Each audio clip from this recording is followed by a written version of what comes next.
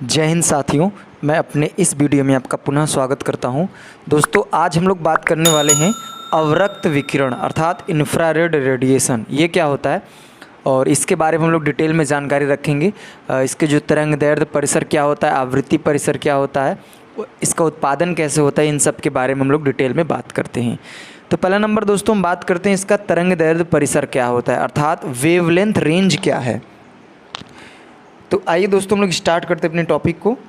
इसका जो तरंगदैर्ध्य परिसर होता है दोस्तों, वो होता है 7×10⁻7 मीटर से लेकर 5×10⁻³ मीटर की रेंज में ये होता है।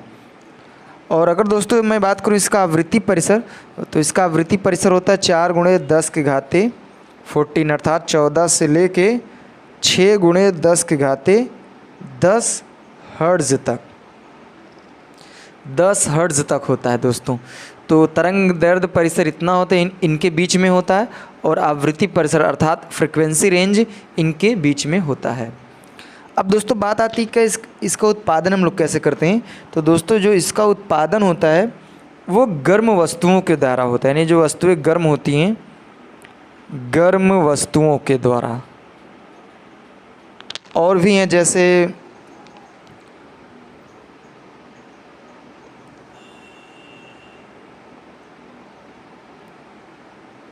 घूर्णन तथा काल्पनिक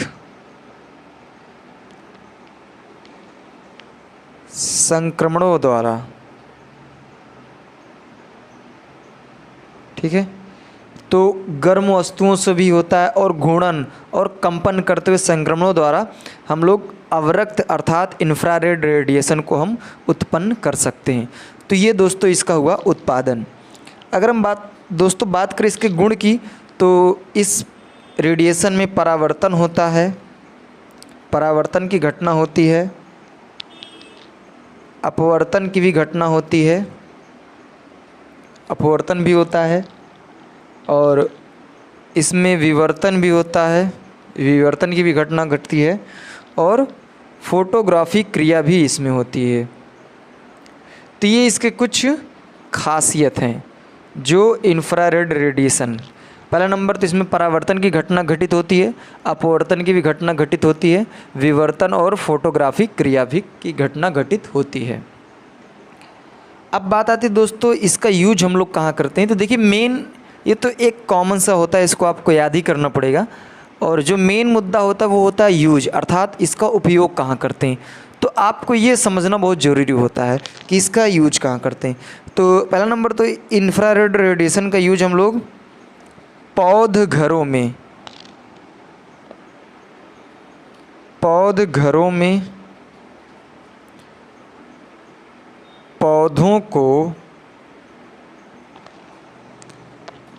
गर्म रखने के लिए इसका यूज करते हैं। अर्थात कहने का मतलब यह है कि जब हम लोग पेड़ को इकट्ठा लेके आते हैं कहीं से, तो क्योंकि पेड़ है तो भाई वो अपना भोजन बनाएगा, तो वो धूप की आवश्यकता पड़ेगी उसे। तो क्या करते हैं, वो धूप की किरणों से अपना भोजन बनाता है। तो अगर हम उस छोटे से पौधे को अगर हम भोजन नहीं बना के देंगे, अर्थात भोजन वो नहीं पाएगा, तो वो सूख जाएगा।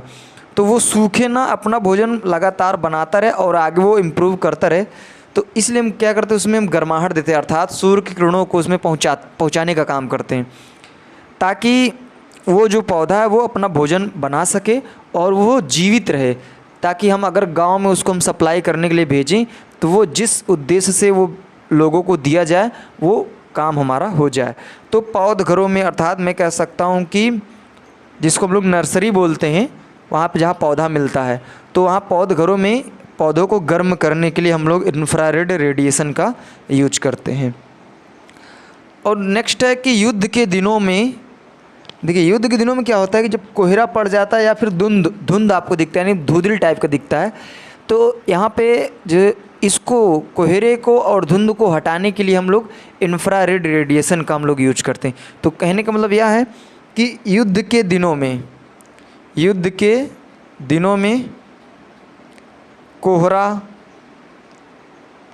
और धुंध के पार देखने में इसका यूज हम लोग करते हैं। तो उम्मीद करता हूँ ये चीज़ें आपको समझ में आ गई। पहला नंबर, इंफ्रारेड रेडिएशन का जो यूज होता है वो पौध घरों में अर्थात नर्सरी में हम लोग पौधों को गर्म करने के लिए यूज करते हैं ताकि वो अपना भोजन बना सके और वो जीवित रहे कुछ दिनों तक के लिए। और युद्ध के दिनों में कोहरा या फिर धुंध होता है, तो अगर आपको कोई चीज़ नहीं दिख रहा है तो इसकी मदद से आप कोहरे में भी और धुंध में भी हम लोग किसी चीज़ को आसानी से देख सकते हैं। तो ये होता है दोस्तों इंफ्रारेड रेडिएशन का यूज।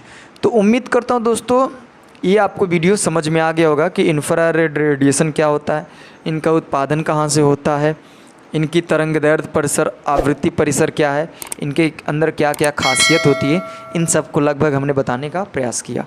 उम्मीद करता हूँ दोस्तों ये वीडियो आपको समझ में आया होगा, हेल्पफुल भी होगा। तो आगे मिलेंगे दोस्तों नेक्स्ट वीडियो में, तब तक के लिए जय हिंद।